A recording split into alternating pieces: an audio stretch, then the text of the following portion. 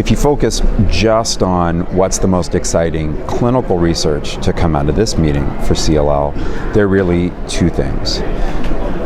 Broadly. The first is thinking about what next to do with kinase inhibitors. So there's been really remarkable success with both ibrutinib and idelalisib, and our patients have continued to benefit. But for now, that's mostly been patients with relapsed disease, often who have relapsed after many previous lines of therapy.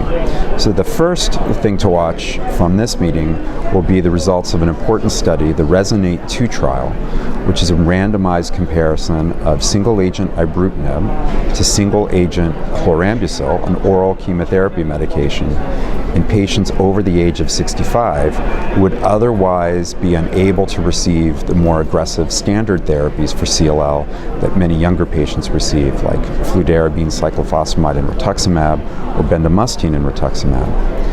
The results of that study that are available only in abstract form, but will be presented on Monday, suggest that ibrutinib looks to be even more successful when given as first therapy for CLL than as relapse therapy. So higher overall response rates, and so far a very remarkable progression-free survival curve. In fact, it doesn't do it justice to call it a curve, since at about an estimated 18 months of follow-up or thereabouts, it's really a straight line with very few patients discontinuing. So that has the potential to transform frontline therapy for CLL.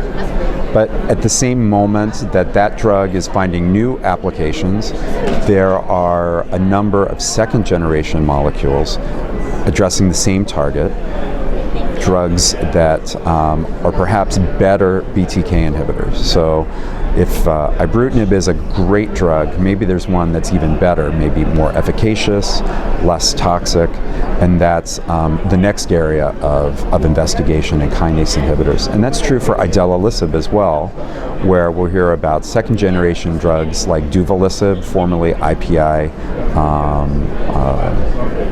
195 and 145, and then for the second-generation BTK inhibitor that's the subject of great interest, acalabrutinib, formerly ACP 196. On the other hand, even though kinase inhibitors work very well for the majority of patients, there are some patients who either don't tolerate the drugs because of side effects that are unacceptable to them, or because the genetic risk features of their disease make them more likely to have clinically significant mutations that make them resistant to the drugs. So that's another group of patients who have an unmet medical need that several studies at this meeting will address.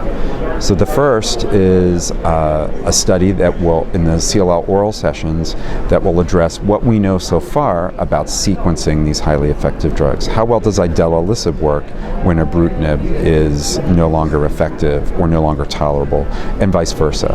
And that will be important to help us think about the ways that we our first and second choice.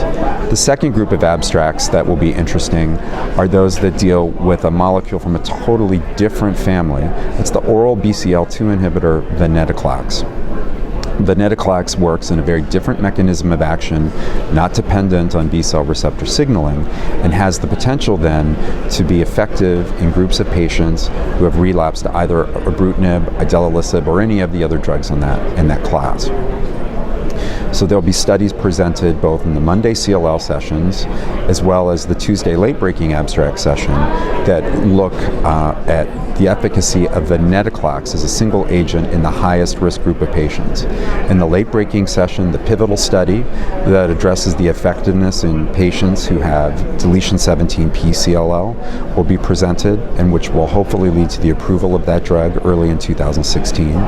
And then on Monday, I'll present results of a study looking at the efficacy of venetoclax in patients progressing progressing after prior therapy with either ibrutinib or idelalisib. So far, with results that are still very preliminary, the efficacy of venetoclax in that setting looks to be very similar, both with respect to overall response rates, complete response rates, as would be expected in patients without prior exposure to either drug, which is very encouraging when options for those patients are currently quite limited.